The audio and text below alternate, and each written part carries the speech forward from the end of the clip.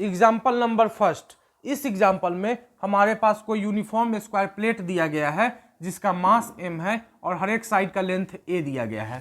Clear है? ठीक है। और हमें यह बोला गया है कि A B axis of rotation इस यूनिफॉर्म स्क्वायर प्लेट के इस कॉर्नर से होकर गुजर रहा है तथा इस यूनिफॉर्म स्क्वायर प्लेट के इस साइड के साथ 15 डिग्री के एंगल पे इंक्लाइंड है। क्लियर है? साथ ही साथ हमें एक और इंफॉर्मेशन दी गई है, यह axis of rotation A B तथा यह यूनिफॉर्म स्क्वायर प्लेट दोनों एक ही प्लेन में है। क्लियर है? तो हमें यह बोला गया है कि इस A B axis of rotation के अबाउट इस यूनिफॉर्म स्क्वायर प्लेट का मोमेंट ऑफ इनर्शिया कैलकुलेट कीजिए। क्लियर है? इस ए बी एक्सिस के अबाउट इस यूनिफॉर्म स्क्वायर प्लेट के मोमेंट ऑफ इनर्शिया को कैलकुलेट करने के लिए हम लोग इस ए बी एक्सिस के पैरेलल एक एक्सिस कंसीडर करते हैं, जो एक्सिस इस यूनिफॉर्म स्क्वायर प्लेट के सेंटर ऑफ मास से होके गुजर रहा हो। क्लियर है? ठीक है। तो हमने यहाँ पे एक एक्सिस कंसीडर किया, ये एक्सिस। क्लियर? और इस एक्सिस को हम लोग बोल दिए सी डी एक्सिस, और यह जो एक्सिस है इस यूनिफॉर्म स्क्वायर प्लेट के सेंटर ऑफ मास से होके गुजर रहा है। क्लियर है? इस पॉइंट को बोल देते हैं कि इस पॉइंट पर इस यूनिफॉर्म स्क्वायर प्लेट का सेंटर ऑफ मास एग्जिस्ट कर रहा है। क्लियर है? ठीक है। क्लियर है? हम लोग यह जानते हैं कि यदि कोई हमारे पास यूनिफॉर्म स्क्वायर प्लेट हो और इस यूनिफॉर्म स्क्वायर प्लेट के सेंटर ऑफ मास से कोई भी एक्सिस गुजरे, जो एक्सिस इस यूनिफॉर्म स्क्वायर प्लेट के प्लेन में ही हो, तो इस एक्सिस के अबाउट इस यूनिफॉर्म स्क्वायर प्लेट का जो मोमेंट ऑफ इनर्शिया होता है वह कितना होता है? ma²/12 होता है। क्लियर है? ठीक है। तो इस कॉन्सेप्ट का यूज करके हम लोग यह कह सकते हैं कि यह जो यूनिफॉर्म स्क्वायर प्लेट है, इस यूनिफॉर्म स्क्वायर प्लेट के सेंटर ऑफ मास से गुजरने वाला यह जो सी डी एक्सिस है, यह सी डी एक्सिस इस यूनिफॉर्म स्क्वायर प्लेट के प्लेन में ही है। तो इस सी डी एक्सिस के अबाउट इस यूनिफॉर्म स्क्वायर प्लेट का जो मोमेंट ऑफ इनर्शिया होगा वह, उसे अगर हम लोग आई सी डी बोल दे तो आई सी डी कितना होगा? इस यूनिफॉर्म स्क्वायर प्लेट का मास कितना है? कैपिटल एम है, इंटू साइड कितना हमारे पास ए है, तो इंटू a²/12 होगा। क्लियर है? ठीक है। यानी कि इस सी डी एक्सिस के अबाउट इस यूनिफॉर्म स्क्वायर प्लेट का जो मोमेंट ऑफ इनर्शिया होगा वह कितना होगा? ma²/12 होगा। क्लियर है? ठीक है। तो हमें क्या चाहिए? इस ए बी एक्सिस के अबाउट इस यूनिफॉर्म स्क्वायर प्लेट का मोमेंट ऑफ इनर्शिया चाहिए। इस ए बी एक्सिस के अबाउट इस यूनिफॉर्म स्क्वायर प्लेट के मोमेंट ऑफ इनर्शिया को कैलकुलेट करने के लिए हम लोग पैरेलल एक्सिस थ्योरम का यूज करेंगे। क्लियर? क्यों? क्योंकि हम लोग यहाँ देख रहे हैं कि यह जो ए बी एक्सिस है और यह जो सी डी एक्सिस है वह आपस में क्या है? पैरेलल है। क्लियर है? ठीक है। तो इस ए बी एक्सिस के अबाउट इस यूनिफॉर्म स्क्वायर प्लेट का जो मोमेंट ऑफ इनर्शिया है उसे अगर हम लोग आई ए बी बोले तो आई ए बी बराबर पैरेलल एक्सिस थ्योरम से हम लोग क्या लिख सकते हैं? आई ए बी बराबर जो होगा वह आई सी डी प्लस इस यूनिफॉर्म स्क्वायर प्लेट का मास कितना है? m है, इंटू इस ए बी एक्सिस और इस सी डी एक्सिस के बीच के परपेंडिकुलर डिस्टेंस को अगर हम डी माने तो इंटू क्या लिखेंगे? डी का स्क्वायर लिखेंगे। क्लियर है? ठीक है। तो यहाँ पे हमें इस सी डी एक्सिस के अबाउट इस यूनिफॉर्म स्क्वायर प्लेट का मोमेंट ऑफ इनर्शिया हमें पता है कितना होता है। क्लियर है? इस स्क्वायर प्लेट का मास कितना दिया गया? m, वह भी हमें पता है। अब हमें क्या कैलकुलेट करना है? इस डी का वैल्यू कैलकुलेट करना है। क्लियर? तो इस d के वैल्यू को कैलकुलेट करने के लिए हम लोग करेंगे क्या कि इस पॉइंट से इस सी डी एक्सिस पर एक परपेंडिकुलर लाइन ड्रॉ करेंगे, ये। ठीक?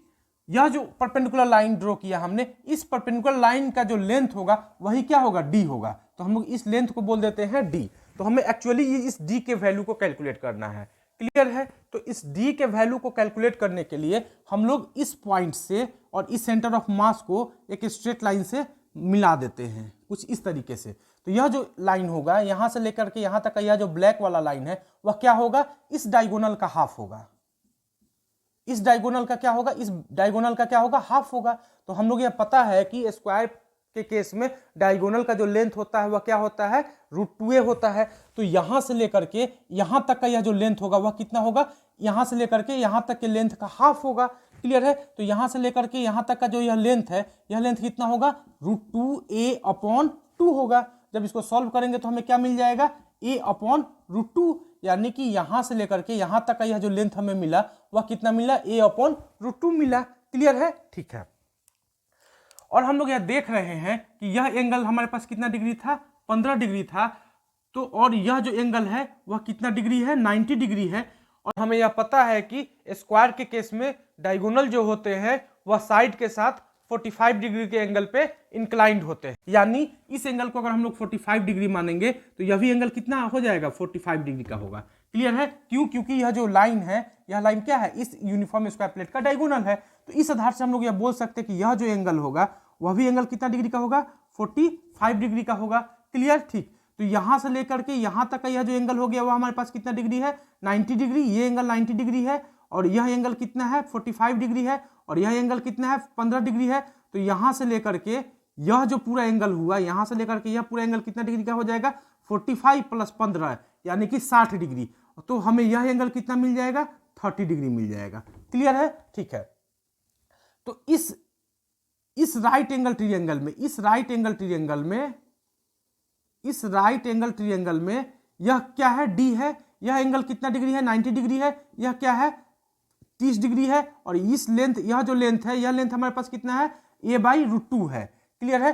तो यह लेंथ a/√2 है, यह लेंथ d है, यह 30 डिग्री है। तो आसानी से हम लोग d का वैल्यू कैलकुलेट कर सकते हैं। कैसे? तो इस राइट एंगल ट्रायंगल में इस एंगल के लिए यानी कि 30 डिग्री के लिए यह जो लेंथ है वह क्या कहलाएगा, बेस कहलाएगा, तथा यह जो लेंथ है वह क्या कहलाएगा, हाइपोटेनस कहलाएगा। क्लियर है? ठीक है। तो इस राइट एंगल ट्रायंगल में जब हम लोग cos 30 लिखेंगे तो cos 30 बराबर कितना होगा, cos 30 डिग्री बराबर कितना होगा, b/h होता है cos थीटा बराबर। तो b कितना हो जाएगा, b की जगह पर हम लोग क्या लिखेंगे, d लिखेंगे और h की जगह पर हम लोग क्या लिखेंगे, a/√2 लिखेंगे। क्लियर है? तो cos, इस राइट एंगल ट्रायंगल में cos 30 बराबर क्या होगा, d/a/√2।